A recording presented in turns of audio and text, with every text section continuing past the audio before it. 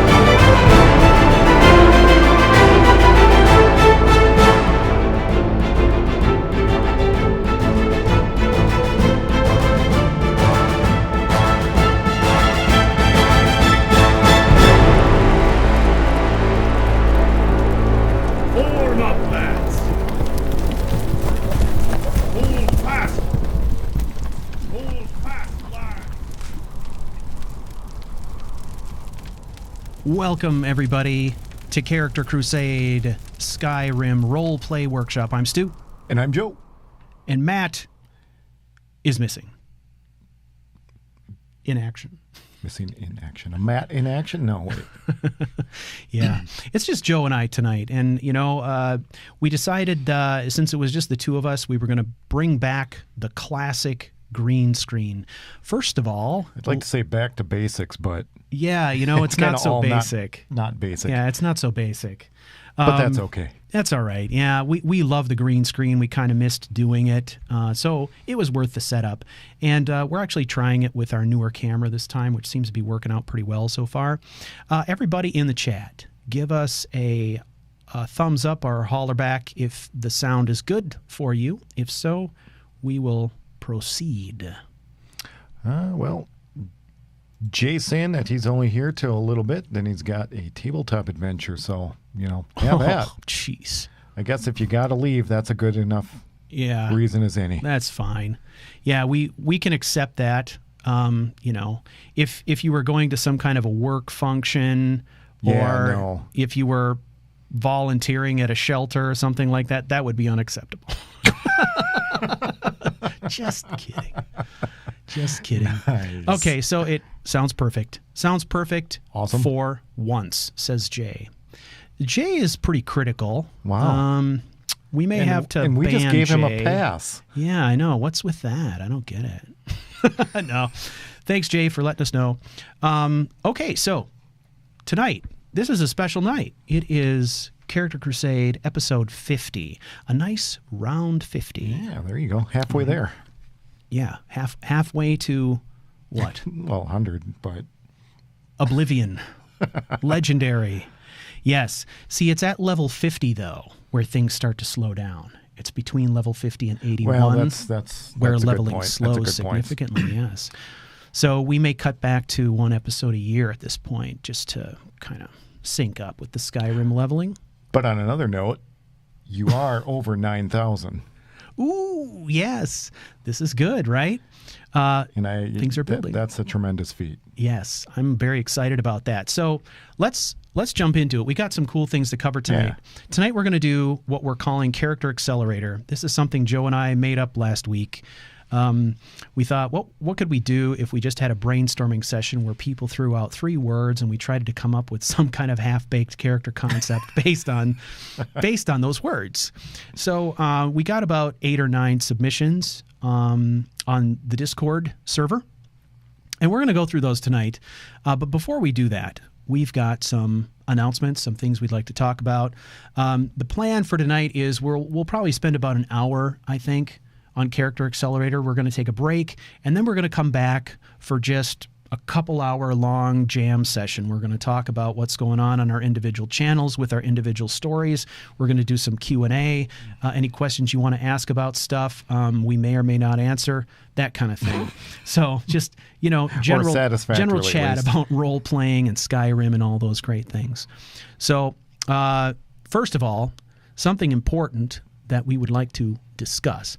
And that is the next episode of this podcast. GlitchCon. Yes. We're very excited. We're going to be podcasting from GlitchCon, which is a conference here in the Twin Cities area, here in Minnesota, that is basically focused on independent game developers. And we are going to be doing a live podcast from the main stage there sometime on Saturday afternoon. We don't quite know whether or not we're going to be able to live stream that. We hope that we are, but there's some outstanding questions. There's still some details that we haven't gotten back yet. So we're still kind of waiting on our time slot and, right. As Stu said, the streaming aspect, that kind of thing. But yeah, so just to let you know, we will be putting out a lot of updates on the website going forward as we get these questions answered, and also on Twitter, probably posted on Facebook as well, wherever we can get the word out so that you will know if there's a live stream available. Again, this is happening on the 6th of May. It's going to be in the afternoon, sometime between 1 p.m. Central Time and 6 p.m. Central Time. We haven't gotten our slot yet, but we assure you that, we'll be letting you know. So episode 51 of our podcast, whether it's live or not, whatever episode you get for episode 51 will be in front of a live audience at GlitchCon, which we're pretty excited about. That'll be fun. Yeah, should be a lot of fun. So what are we going to actually do for that episode, Joe? I don't know. Oh, are you coming? Are you planning on coming? I think I might show up for an hour or so. Oh, okay. Well, yeah, hopefully it's the right hour, because it'd be a shame if I were to do that by myself. It would be. I believe you've got someone lined up for that, don't you?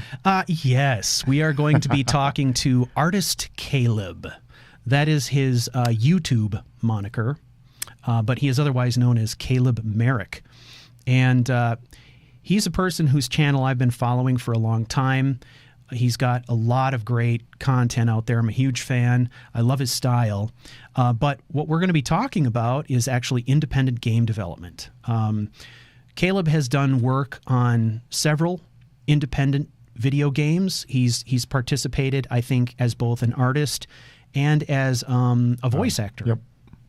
But now he's working on his own project. Yep. He's building his own game, and he's quickly approaching the point where he's getting ready to launch his Kickstarter. And we're going to spend an hour talking to Caleb about his projects, his experience, the kinds of things he's working on.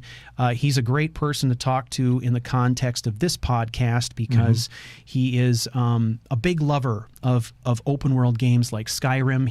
He loves games like Myst, those kinds of games that are about immersion and experience and stuff. And just the artistry and absolutely. Yeah. He's a lot of fun. Yeah, we're excited about that. We're hoping to spend, a good hour with Caleb just having a good time, picking his brain about his experiences around independent game development. And that is a particularly good topic for the audience that we're going to have there, because it's going to be a lot of people who are, at that conference, working to create their own games. There's going to be a whole arcade area where you can actually go and play some of these games. If I have my way, we'll at the very least be getting some audio from some of that stuff that we can put into future streams and things like that. Cool. So anyway, there's a lot coming up there. Yeah, I think that hour's going to go fast. Yeah, the hour will go fast. Joe and I and Matt, we're all planning to kind of spend the day on Saturday at the con, talking to some people, trying some games, doing a little bit of networking. There's going to be some other podcasters there too, some other great podcasts that'll be present. So we're pretty excited. Yeah. Cool. All right, cool. Stay tuned. Stay tuned, yes. Okay, so are you ready, Joe? No. To get on to our, Haven't stopped us yet, though. I know. We haven't been ready since the first episode. So let's jump in. I think both Joe and I were like, oh, yeah, this is a great idea for a topic. Looks good on paper, so to speak. But there's something of a challenge here, of course. Once you start seeing the actual submissions, then you all got your crazy ideas in the mix. Then you start to think about how the hell do we tie some of these things together. So we'll see what happens, but we're going to give it a shot. We'll give it a shot. We'll do it. Okay. We'll make it work. So I am going out to the Discord server right now. And on the Discord server, if you happen to go out there and take a look, there is a text channel on the Discord server called Character Accelerator. Now, I have locked that so that nobody can add anything new because we can't cover anything new. But if you wanted to go out there and look at the submissions, you can check it out. I left it open so that people can read but not post. And we're going to kind of work our way through this. If we get stumped on one of these and can't come up with an idea, we're going to skip it and then try and come back to it after we've gotten the creative juices flowing. It's obvious by looking at some of these that some will be more difficult than others, but we are committed to trying to hit each one of these and spend at least 5 minutes on each one if we can more. So, all right. So, should we start at the top, or Hold on. how are you feeling here about Williams? Williams is a challenge. Yeah, Williams is a tough one. All right, sorry about that. No, William, you leave it to William. William, you bastard. Well, let's go for it. Let's try it. We'll open up. If we're not satisfactory, Yeah. we'll come back around the horn. Okay, here we go. So, William McNee, also known as Haggis Hunter. Does that give you any clue as to where he's from? Aye. Norway? Yeah, I think Yes. They eat a lot of haggis in Norway, I think. yeah, don't they? Oslo, I think, isn't it? Pretty much, yeah. That's that thing where they bury it and it's lime and stuff like that. Yeah, I okay. think that's right. Yeah. Haggis, yes. He sent us 3 words, which were mud crab, chorus, spider. Sounds a little like a game show. It kind of does, doesn't it? Your words are mud crab, Chorus. charis, and spider. Okay, ready? So, home and go. Okay, it's, first off, it's shit with a lot of legs. We got things with legs. Okay. So, Now what? So we're coming up with character ideas here, right? Yes. All right, Character so concepts. Can't be a monster. No. Character with a lot of legs. Could be a monster hunter. It could be. It could be some kind of a focused druid type character. Yeah. We've got a spider. We have dwarven spiders, since it's not really denoted as what type of spider. So we could have some kind of a spelunker. Yeah, that doesn't help us on the mud crab. No, it tip, really though, doesn't. does it? There's not a lot of mud crab down there. Yeah. Let's see. But you can get mud crab shells, chitin, I believe, Yeah. from mud crabs. I think maybe the most flexible thing would be, because all of these creatures can be above ground. We know that. Yep. So maybe some kind of a druidic focus thing, but where the focus is on, I don't know, kind of arachnid type of animals, or Right. creepy crawly kinds of animals. Right. Perhaps. Let's see. What else we got?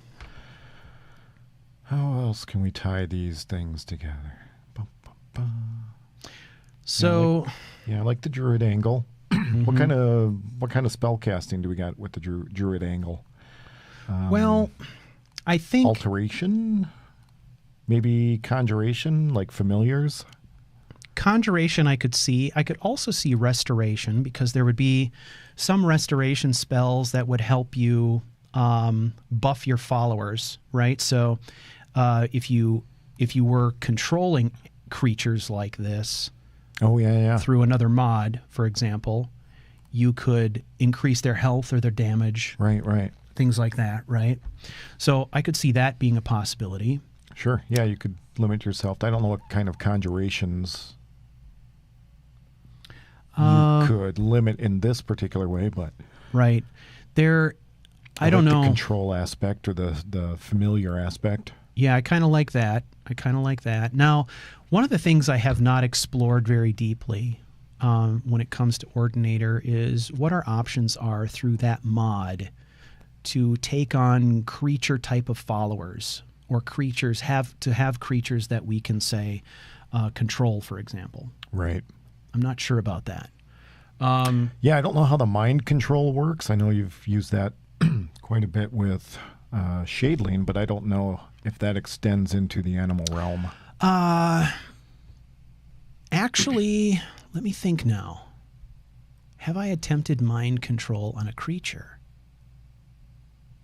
I don't know that I have, now that I think about it. No, I don't think I have. But what you can do is, even if you can't use the mind control spell, you can use the Compelling Whispers spell. Okay. You could also use the Gaze Rune spell to put Oh, them yeah, basically in yeah. your faction. It's temporary, and you Right. can't really command them, Right. but they become your friends. Right. Right. Now, they won't follow you anywhere, but they won't attack you, and they will fight for you if an enemy comes into the area. But there are other spells that you can use to, say, I think, temporarily control a creature, or to take a creature like this and make it into a pet. There's a whole class, obviously, of mods out there that can make pet-type followers. I just haven't explored it, whether or not to see if that a Charis or spider, for example, is an option. Ooh, could you imagine a Charis pet? That'd be wicked. That kind of would be. I mean, yeah. It'd be kind of creepy. Think awesome about all that, at once. right? I mean, I think about a druid-type character that lives in the swamps. You know, that Oh yeah, that'd be perfect. lives in the swamps where all these creatures are present. Yep, like maybe right around in the Morthal. Morthal. Yeah. Yeah, around Morthal, that area, you can find all of these creatures in that swamp. So maybe it's kind of a marsh. Oh, I like that. focused- Yeah. Marsh focused. It could be great druid. for druidic Argonian. Yeah, a druidic Argonian that lives in the swamp. Make all the use of all the alchemy ingredients there. There's so many good ingredients for poisons in that swamp. Oh yeah, you know? yeah, yeah. You could be a master alchemist at specifically for poisons. Yeah. Oh, I Something like like it. that. Yeah, I like it. That could be so, kind of a fun, yep, this is a creepy character. person who summons and controls the creatures of the the marsh swamps, and makes liberal use of alchemy and poisons. and it Yeah. could be a dark character. It could not be. Yeah. I only poison for good. I like that. That is complex. I like it. It's deep. Okay. Yeah, I think we did it. Didn't we? yeah, I'd play I think that character. sure. I'd play that I think character. we're good. All right. Hello, Katie Bryson. Yay! Our moderator is here. Hello, Katie. Okay, which brings us to Katie's submission. Well, very timely. Yes. Now, Katie's words were as follows. What did she have? Carrot, sweet roll, a dagger. Huh. Well, I think Williams was easier. Sounds thiefy, maybe? I tell you what, though, if I were doing this personally, the very first thing I would do is I would go into Creation Kit and I would create a mod that swaps out one of the dagger models for a carrot. So the carrot becomes your weapon of choice. Well, you know, you've got you have the Debella dagger. Yeah. Why not? Why not? Why not a carrot dagger? Yeah, why not? You know, you could retexture it so it looked like a steel carrot Right. that you were stabbing people with. Yeah, I'm trying to imagine Carrot Top running wild. that would be crazy. Yeah, that's the first thing I think of. Like, how fun would it be to create your own Just this kind of really unique dagger bizarre weapon that uses the carrot model? That would be nuts. So yeah, that's off the wall though. That's if you're willing to sort of create Suspend. your own mod. Yeah. Let's see, what else can we do in that? How about this? How about an assassin, a Skyrim assassin, who is a master of disguise and tends to pose as a chef, Yeah, there you go. traveling from hold to hold, posing as a chef, working for all the Jarls, doing stuff like that, doing kind of this job that's non-threatening, but behind the scenes, this person is an assassin or a spy. Chef by day, assassin by night. Exactly. Yeah. That's not a bad one. Not bad at all. Yeah. So, Again, I guess if you wanted to break out the kit and do some modding, you could figure some way to set up a little stall or a stand with his sweet rolls and Oh, yeah. carrot stew. If you wanted to get more specific, the character could be a renowned baker, maybe known for their sweet rolls and their cream treats And carrot cake. and stuff like that. Yeah, and maybe the carrot is an ego signature that they leave at the scene of every Oh, assassination. there you go. Yeah, we've gone over ego signatures in the past. Exactly. Ego signatures are cool. Carrot would be a good one. A carrot would be an interesting one. Yes. Not a lot of weight to carry around. Pretty easy. Correct. Not as expensive as daggers. Definitely not. Yes. I sort of like that one. That's an interesting concept. Yeah. That gets you into some cool mods that are all about, like jobs in Skyrim. That was a great mod. It's a mod that I loved for Legacy Skyrim. Jobs in Skyrim would let you do all kinds of different things. You could be a cook. You could... I don't think I've ever played with that. Yeah, that was one that I included as part of the Rune Runner series. I had that. Sure. And combine it with provincial couriers and imperial mail service. Okay, sure. And between the three of them, I had all kinds of options for package delivery. But Jobs of Skyrim had a whole list of different jobs you could do. Right. So that would actually create the framework that would allow you to go from place to place being a chef. I guess, too, you could also maybe take a... almost a drug lord angle if you wanted, and role play that your sweet rolls are tainted, getting people hooked on them. Yeah, that could be. You want to be more of a crime lord, kind of a skooma glaze. Yeah, that's a nice skooma reduction. Oh yeah. Frosting made with moon sugar instead of real sugar. Yeah, there you go. I like that. That's a good angle. Raw moon sugar at that. Ooh. Brown moon sugar. Right. Yeah. Okay. All right. Getting a little crazy on that one. Yeah, I think we kicked that one's ass pretty thoroughly, don't you? I mean, I feel like, regardless of what Katie says. Yeah. Yeah. Regardless. Okay. That brings us to submission number 3. This comes from Fermentation Pro. We have 3 words: speech, lorcan, and nature. All right. Speech, lorcan, and nature. Well, you can see the tie between lorcan and nature, perhaps, the whole creation angle. Sure. Right? And speechcraft can be kind of an interesting and powerful thing. Yeah, it's something I haven't really played with, but yeah. Mm-hmm. I mean, you could take it into the shout realm, I suppose, if you want to broaden it a bit. Yeah. But I kind of like the idea of playing around and being creative with the perks. Mm-hmm. The vanilla perks are a little bit more difficult to do that, but you can still jazz them up a little. Speechcraft with a mod like Ordinator allows you to get a little bit more diversity. So there's one track you can go down which is really focused on commerce, where you can negotiate better deals and you can become a fence and you can invest in businesses. It's really focused on business. A fence, not offensive, right? Well, either you could or. be an offensive fence. Yeah, for sure. That's what I'd do. That's a great character concept. Didn't we actually create an NPC like that once? It was in the works, I think. It was in the works. We never got it finished, like so many other things.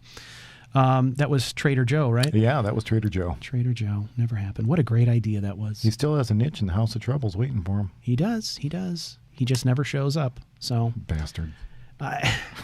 Just so unreliable. He's a terrible merchant. The worst merchant ever. Yeah.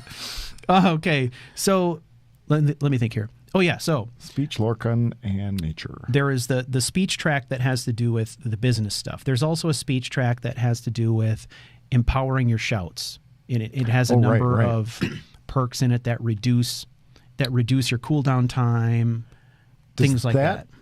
Is that part of the same? Does Ordinator include that with? No. I'm thinking of the Thunderchild. I think that has the room in the high. Yeah, that's Thunderchild. Okay. but they work really well together. Obviously, if you've got Thunderchild, which adds a whole bunch of mix and match shouts almost. Isn't it? cool add-ons for shouting. Yeah.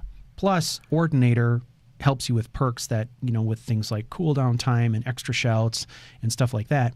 Plus, there's also, maybe it was more so with Percus Maximus. There was a whole track within the speech tree in Percus Maximus that was focused on nature stuff. So they were called lore perks or something like that, where you could attain lore perks for different types of animals. So it took all the animals in Skyrim and put them into different classifications. And you could take a lore perk that was associated with that classification of animal. And then if you had that, you had extra abilities to not be attacked by those creatures, or to befriend them for periods of time, or to have them fight for you, or to have them come to your rescue. And so it had all these different classifications.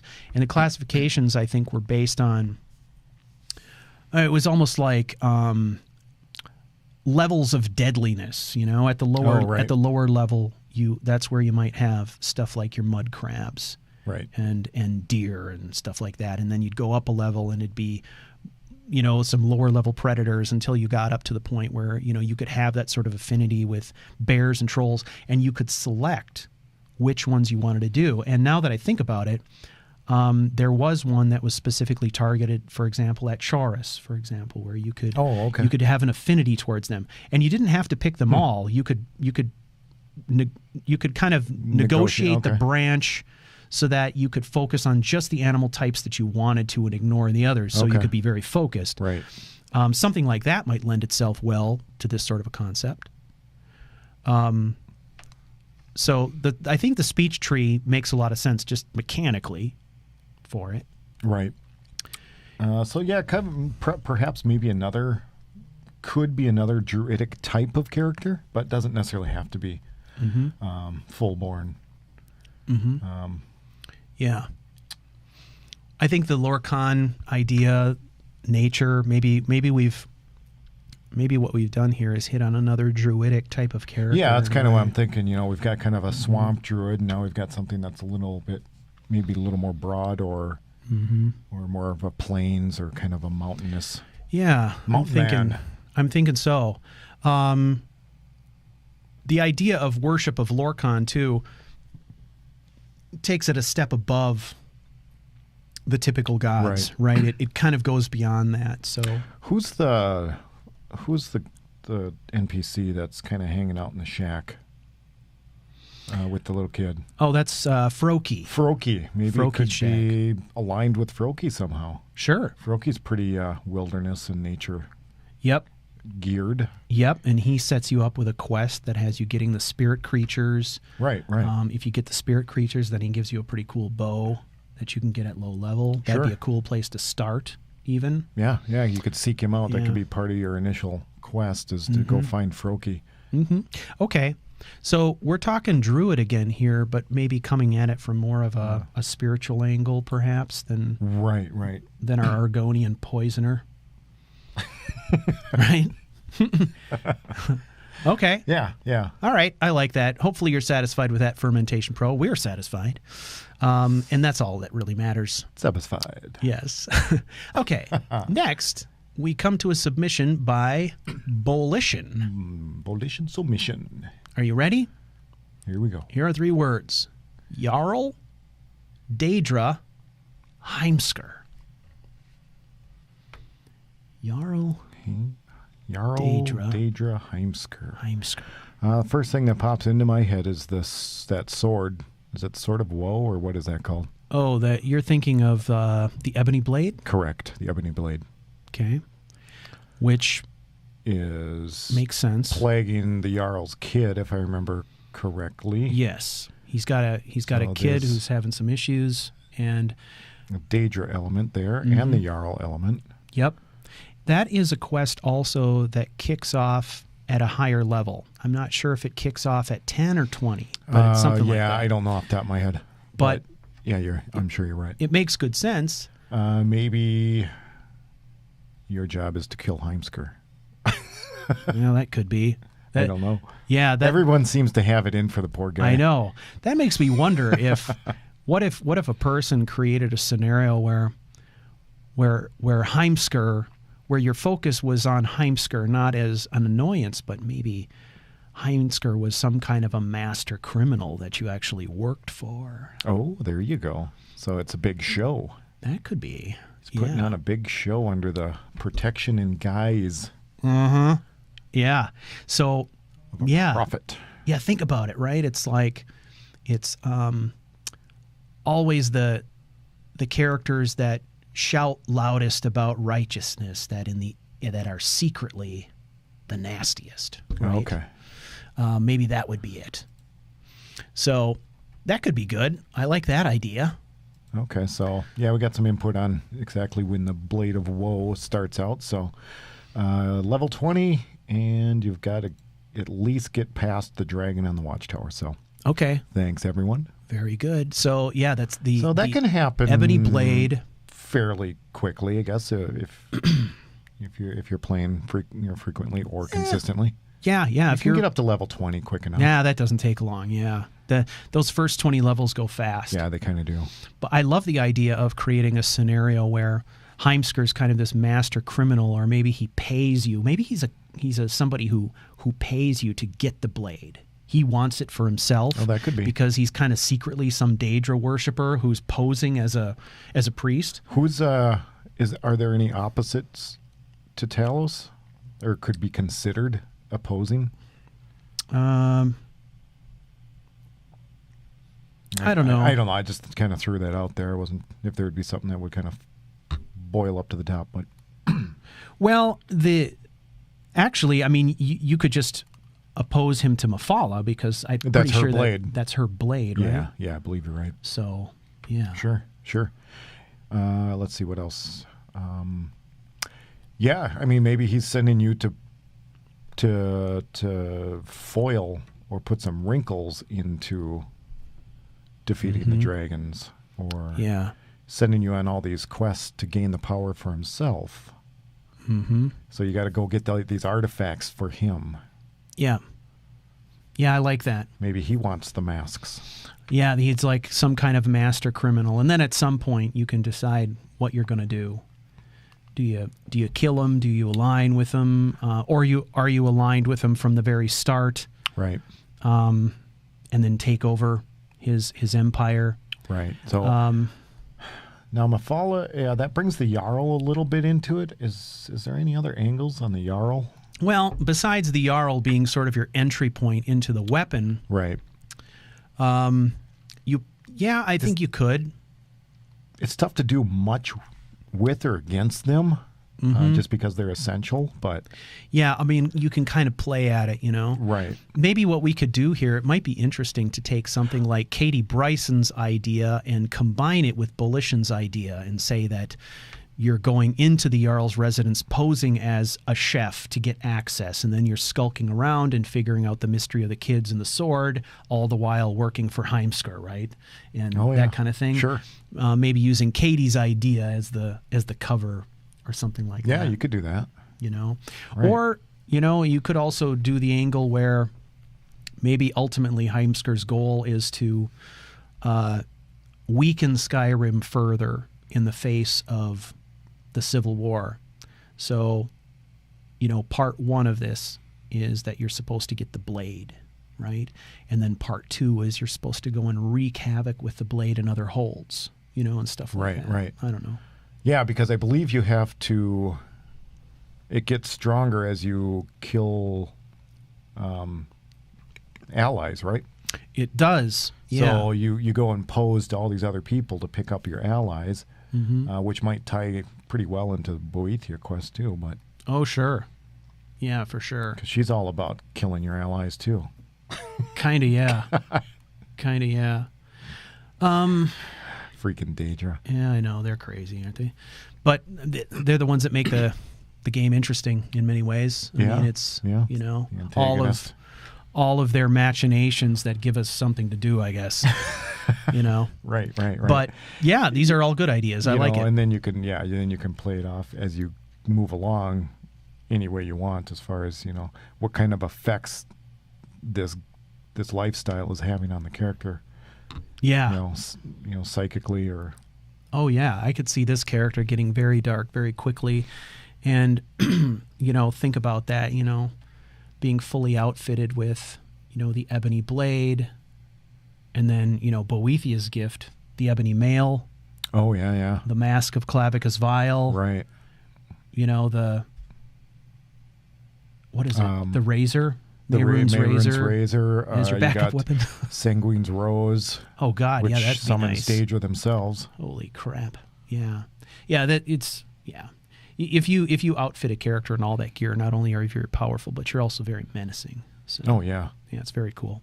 All right. Everyone will attack you because of the ebony mail. I'm digging it. Yes, exactly. Okay, so. What do we got next? Next, that brings us to hack. H-A-K. 3 words are, well, first it's a person, Sybil Stentor. Second word is Thane. Third word is assassin. Assassin. I don't know if it's Sybil or Sibyl. I think it might be Sibyl, actually. Mm-hmm. Yeah, I can't recall how it's mentioned in game. But, okay. All right. Now, Sibyl, if I'm correct, is she not the court wizard? That's in what the I Blue was Palace? thinking. Yeah, she's also a vampire. Yes. Yes. So there's a tie to, just darkness Yes. and shadow right there. Yes, she is a vampire who's not known to the people around her to be a vampire. But you can out her if you want, I suppose. I don't know. If you haven't checked it out yet, there's a great video on Sibyl that was done by Camel, where he talks about all these theories around Sibyl and who she is, and he gets into some more detail about what she does at various stages during the game if you've done certain things. Yeah, honestly, I have not paid a lot of attention to her in the game as I've played, so that might be interesting. Yeah. His video was, almost 30 minutes long, and it was focused on Sibyl and his theories on who she was and what she was, and all these kinds of things. It was very interesting. And he talks about the idea that this is something I never caught on to before, but that was the fact that if you cast a detect life spell when you're in the Blue Palace, she will not light up.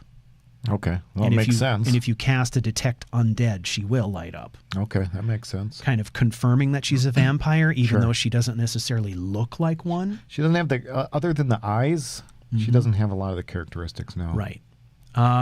So the other thing, too, is the interesting connection that she has to Patema. The theory is that she may be secretly wanting to bring back Patema. Okay. And one of the things I never that. realized is that after you defeat Patema, you don't see Sibyl around anymore. And if you go and look for her, she is in her bedroom, and all she does is stay in bed. She never gets out of bed after that. Interesting. Yeah. I don't know what the story is with that. But it does, though, is it makes for a very mysterious character. Sibyl is very mysterious, and I think that makes her a great focus for any kind of playthrough. Well, and it's open enough where you can play it off kind of any way you want. Mm-hmm. So you go through the efforts to become Thane in solitude so that you can ingratiate yourself with the court and get closer to Sibyl. Mm-hmm. If she's in cahoots with Patema, then I don't think Patema would be all that opposed to an assassin. No, I wouldn't think so. So, yeah, I don't know. Or are you trying to thwart? Yeah, I think that's the assassination from maybe there is word out that Sibyl is trying to assassinate the Jarl, what's her name again? This currently sitting Jarl. We'll go. Yeah. The two young bad Jarl. And you're trying to thwart that effort, so you get yourself in as Thane, and then you defeat Potema so that Sabiel's strengths and ambitions are sapped. Yeah, I like that. I like the idea that somebody important has gotten wind of what Sabiel is attempting to do, and you're infiltrating the court as a Thane to try and work out what's going on, and then ultimately are the assassin who's got to end her. Maybe as well, it requires you to go deep undercover and become a vampire yourself so you can get a better sense of what she's up to. Yeah, that's good. Gain her trust. That's good. Yeah. What I like about Double that agent. is that, that gives you a lot of lead in too, because you could do a whole bunch of Dawn Guard stuff first and kind of work your way up to the whole Sabiel thing, right? So you're not, you don't want to jump in and do it right away. You want to give yourself somebody to chase for a while. And that would give you a way to do that. So I think that's good. I like it. Okay. Let's see. That brings us to Brandeis. We've got Elisif, thank you. Let's see. We've got Redguard, two-handed orphan. Two-handed Redguard. Mm-hmm. I mean, that's fighting for the orphans. Was an orphan. If you have Hearthfire, you can adopt the orphans. Mm-hmm. A Redguard warrior who had a rough go of it as starting out life as an orphan, who ultimately makes a name for themselves and uses their wealth and power to try and save orphans. Yeah, perfect. That kind of thing. That sounds cool. And then you are pretty much building your whole career to create a dwelling that you can adopt orphans and give them a home and a purpose. Yeah, I like that a lot.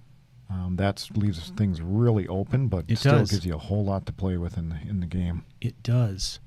Okay. The Redguard orphan in Dawnstar. I'm not sure. Is he a Redguard? Yeah. In fact, I think that's the only Redguard orphan. Okay. I'm pretty sure. Yeah. There's also, let's see. Is it in Falkreath? I think Falkreath is probably the only place that once you've become Thane, there is there's a House Carl option through there where it's a Redguard woman, a fighter who actually in the vanilla game anyway could become a follower, a warrior. I forget her name. Rhea or something like that, but I've used that character in the past as a follower. Sure. Worked out pretty good. I'm pretty sure she's a dual wielder, which is kind of cool too. Is it a marryable option?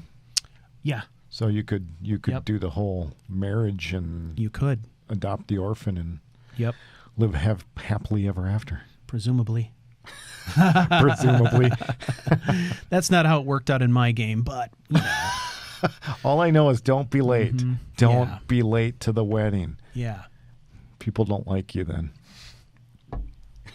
Yeah. Been there, done that. You were late to your wedding, huh? I was. I went all over because I was looking for an outfit because I wanted to look nice. He just wanted the perfect tux. I was. Ended up late and to all his the own places ceremony. were closed. It was awful. Cut a guy some slack. Man, He were was they trying to get pissed. the perfect suit. They just hated me. Oh. All right. Well, that was a good one, though. That brings us to Unexploited, who says Non-dragonborn, dragon mask, and immortality. Well, immortality leads one almost right to vampirism, but it necessarily wouldn't have to. That's the obvious choice, I guess. That's the right? obvious. Yep.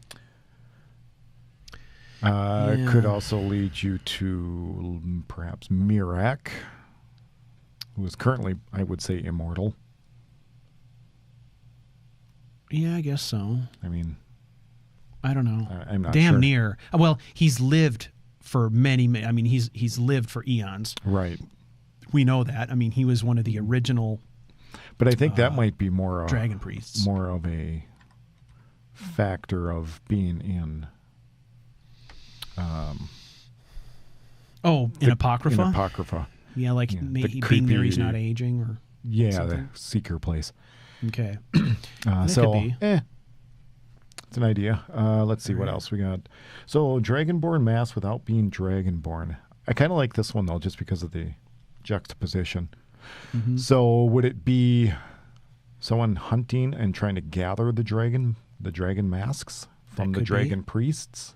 That could be. To maybe prevent the so-called Dragonborn. Maybe he's a Mirak follower. Yeah. Maybe he's a cultist. Or maybe he's a good guy who has come to believe that Mirak is the Dragonborn, and he's trying to get his hands on the masks to keep them out of Mirak's hands or something. Oh, yeah, maybe sure. you're making as the non-Dragonborn, you're like the anti-Dragonborn, right? And in your story, Mirak is the Dragonborn, and you are opposed to the Dragonborn. So in that way, you're going around trying to take away things that Mirak could potentially use to rule the world. Now, the difficult part would be when to try to get that final, and maybe not the wooden masks, but no. Well, yeah, to get the final mask before you go into Sovngarde, because I believe you have to shout down, and don't you have to shout down the dragon to defeat it? Maybe I'm thinking of something different. I don't know. What battle are we talking about here? The dragon in the keep, because he's the one that flies you. Oh, Odahviing? Odahviing, yes. Do you need to draw him in with a shout? Yes, because you have to shout his name. You do. But, I mean, in that instance, when you're doing that, you're pursuing the dragon or the Alduin quest line. Right. If your goal is to be non-Dragonborn, you almost have to avoid that entire quest line, don't you? I maybe consider going far enough down it just so that dragons are present to some degree, so you can fight them. If you're able to do mods there, at least in the Legacy, because I don't have SE right now, but Skyrim Unbound does give you an option to be a non-Dragonborn, right? But still include dragons. It does. Yeah. Okay, then that would be key. So that would make things a whole lot easier. Yeah, that would allow you to have all the benefits of dragons to add drama and plus you can also learn the shouts. Without being the Dragonborn, I believe. It's got options for those. Okay. Let me look at that again. Non-Dragonborn, Dragon Mask, and Immortality. Yeah, what might be interesting here too is then if you have that kind of flexibility, it might be interesting to say that your character is some kind of an initiate or acolyte with the Greybeards, and you actually live up there and you're a monk. So you're in a position where you're learning shouts, but you're learning them academically like the Greybeards would. Right. And then you are sent out into the world by the Greybeards to perform this mission, which is to find the masks and bring them back to High Hrothgar to keep them out of the hands of Mirak, for example. That could be cool. So then we factor in the immortality piece. I like the Greybeard connection. And they don't really care if you're a vampire or not. Well, here's the thing, right? In-game, there's literal immortality. And then there's the concept of, say, suggested immortality or the desire to achieve immortality. In this case, maybe the goal is to achieve immortality in terms of not long life, but immortal status as a legend. Sure, like Talos. Like Talos, yes. He's achieved immortality literally and figuratively. But in this case, we would be talking, in a figurative way. Yeah. Unless you wanted to, role play the ascension, if you will. Yeah, you could. When you're ready to retire the character, you could claim him immortal, and the gods have chosen to give him longed life for his or her job well done. Yeah, that's not bad either. This could be one, too, where it might be fun to stay away from as much of the Alduin type content as you can until you get higher level, and then have a turning point for the character where, you know, they've basically spent the first 30 or 40 levels working their butts off under the assumption that Mirek was the Dragonborn, and they've been hoarding all this stuff and locking it away, only to discover at high level that they are in fact actually the Dragonborn, right? And now you've done a whole reversal, right, where boom, these things are starting to happen now, and you know, that could be fun too. A way to do that content but have it come in later, so it's not so in your face at the beginning, right? Right. I don't know.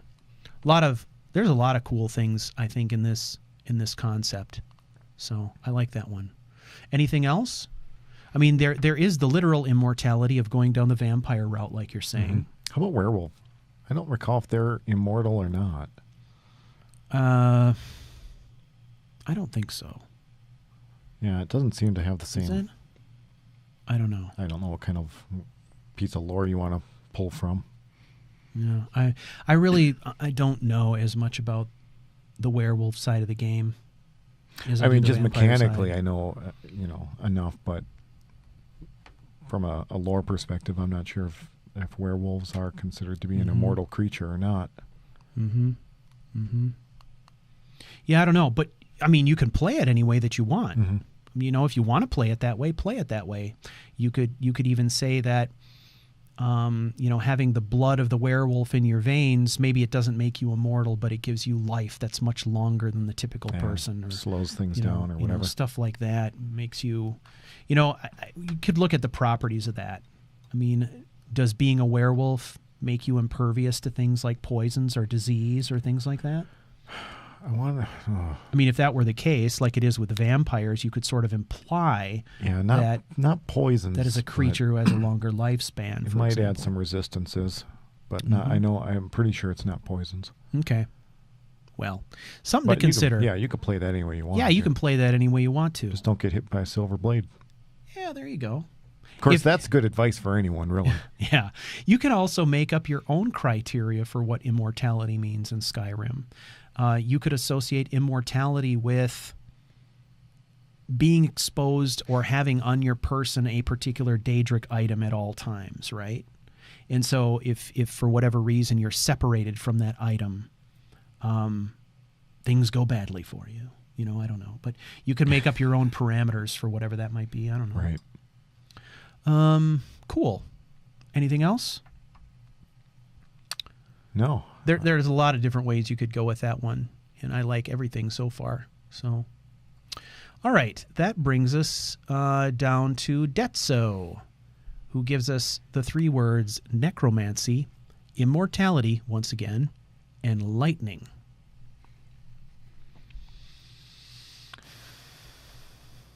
Outside, right away, that speaks of the classic vampire, but there you go. Although they use a lot of cold too. Right. I think they use the cold-based spells more than lightning. Yeah. You think? Well, I can't tell you the number of times I've been killed by a vampire using lightning, but oh well, yeah. You know, yeah. But they're you know, either way, I think the necromancy angle in immortality sort of plays on that idea of, you know, somebody who's getting involved in necromancy to kind of unlock the secrets of life and death, right? And trying to escape death somehow. Right.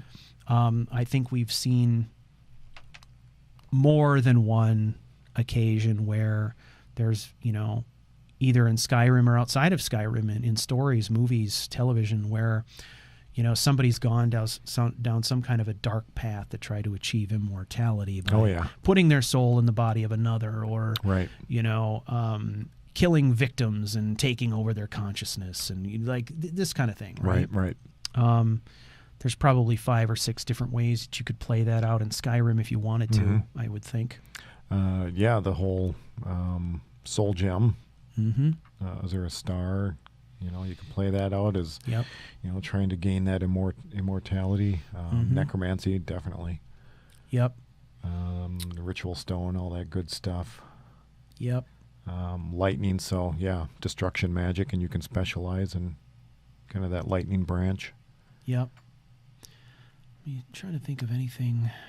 Anything outside of the... Anything that's not as obvious. But I don't know. You know what? One angle that could be interesting is to use the necromancy idea to say that this is some deranged person who is seeking immortality for a loved one who has died. Oh, yeah, sure. So they've exhumed a body, or they have a body, you know, and they're trying to achieve immortality for this other individual using necromancy and electricity. It has sort of a Frankenstein kind of a vibe. Yeah. Yeah, actually, that could be kind of cool. Too. Yeah. Yeah, the good point about the lich. Yep. Option. Yep. Absolutely. Yep. Great mod out there for classic Skyrim and SE. Undeath has a small quest and some new spells, and if you play your cards right, you know, you achieve the ability to transform into a lich in the same way that you might transform into a vampire lord, for example, nice. Or a werewolf. You can become a lich instead, and in lich form you have all kinds of cool powers, just like the vampire lord would, except, you know, a little bit different. There's variation on that, right? Cool. So that could be a cool idea too. Yeah. All right. Very nice. Now, that brings us to our last submission.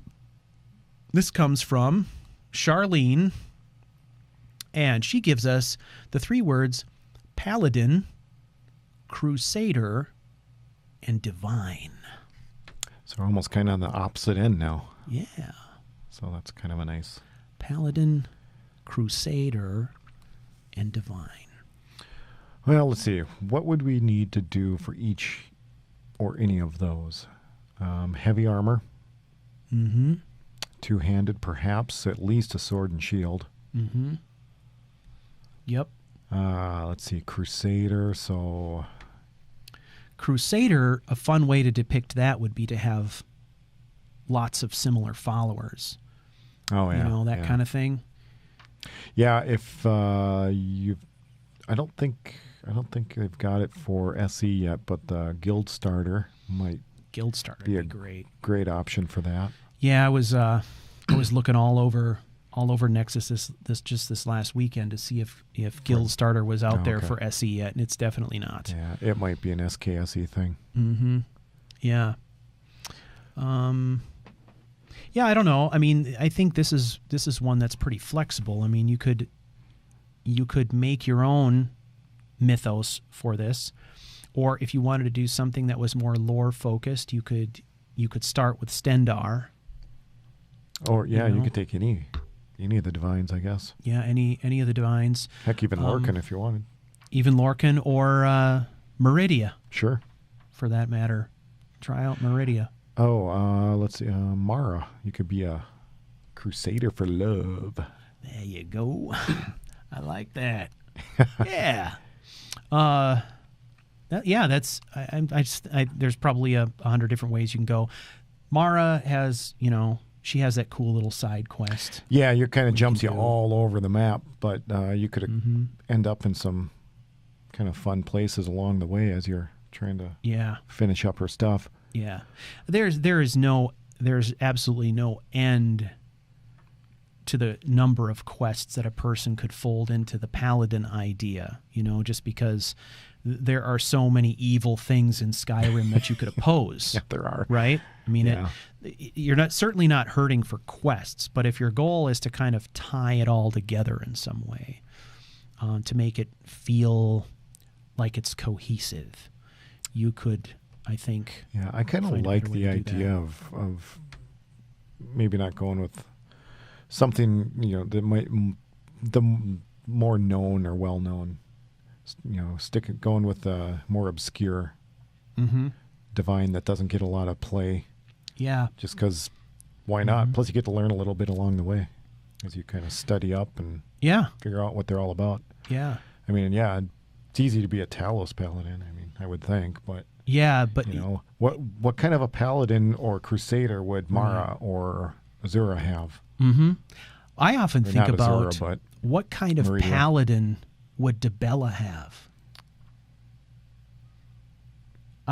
That's one of the things I love about Dibella, right?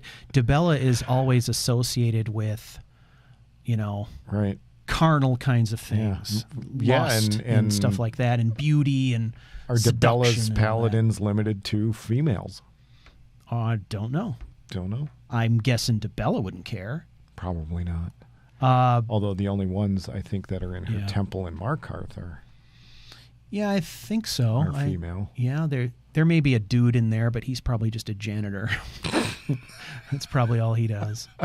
Cleans up all the stamina potions. Yes. I mean, there's a lot of intriguing ideas, right?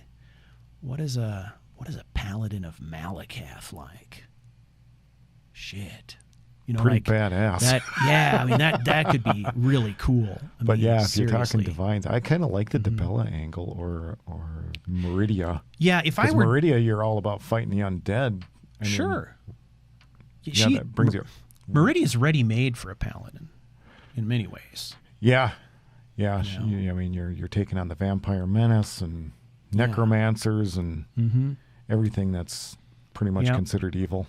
I think with a paladin type character, one of the things I would do is, regardless of whether or not you decide to go down the good path or the evil path or the chaotic path or the orderly path, whatever it is, make yourself a good set of rules and rituals and stuff like that. Yeah, that's where I think the fun of this character is really going to shine is all of that stuff, limitations and guidelines that you set for yourself. Yeah. Including rituals and morning and evening practices and it kind of depends on how you really want to define what paladin and crusader mean to you. Are they holy warriors or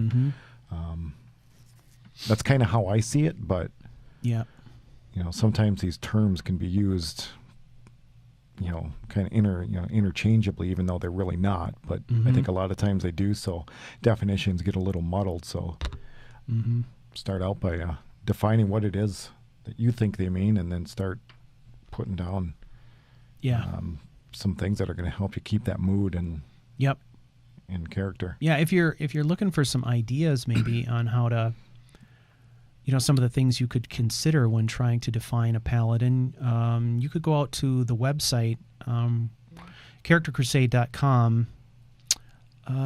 Is it the Mortal Blade? The Mortal Blade is what I'm thinking of. If you take a look at the Mortal Blade template, there's a lot of things that I defined in there to try to come up with some paladin-esque types of qualities.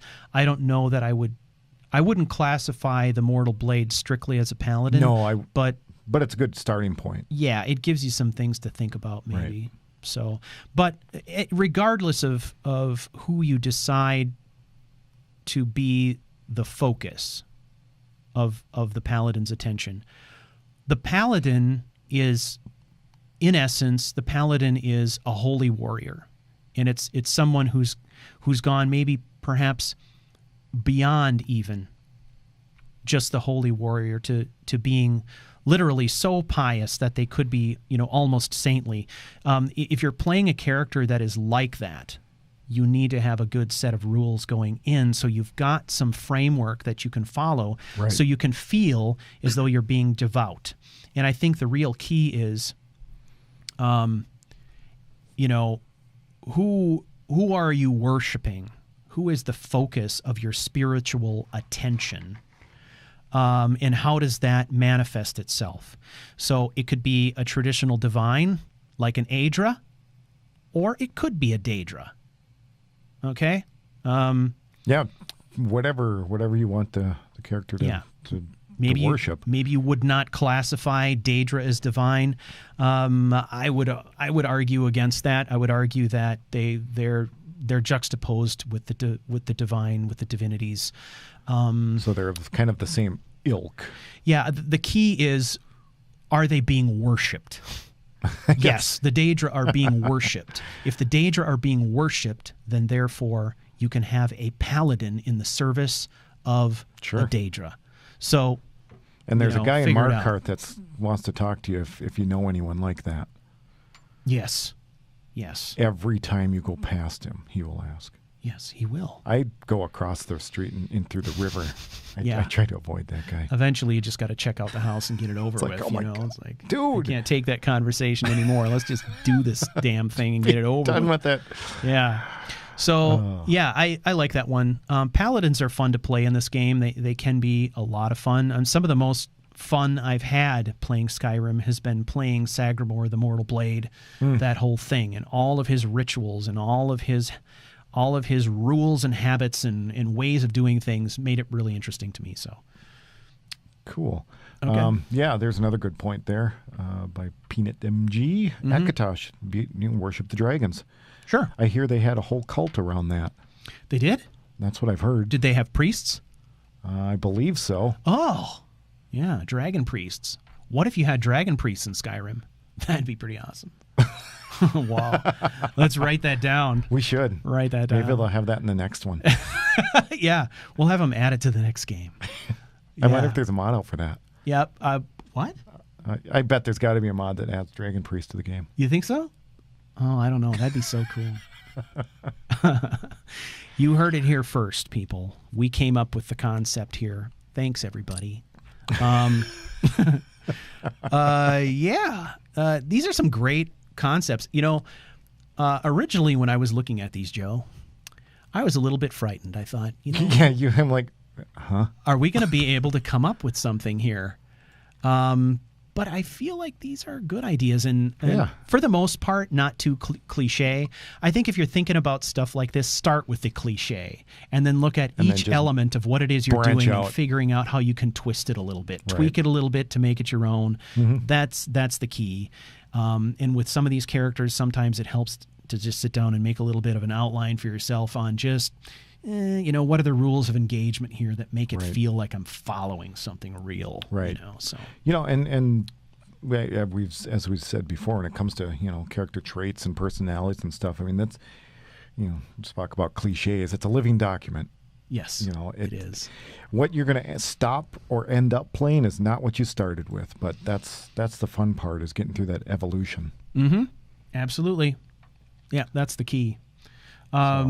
Yeah, and I would say, one of the things that we've discussed here on the podcast, and then I've built into my Mortal Blade concept also, was the idea of which quests to do, but then also which order to do them. What I like to do, and I encourage people to do this, is don't create a character who's a paladin coming into the game. Create a character who becomes a paladin. So, launch into the Civil War quest line and make your name in the world as an accomplished war hero, and then you move on to become a companion, and then you move on to something more spiritual, and then you're doing this progression, right? Yeah, let the game help you decide when that turning point, when the tipping point comes. Mm-hmm. Yep. Okay, y'all. That wraps it for this segment. Now, what we're going to do... talk about horses. Oh, horses. Are there horses in this game?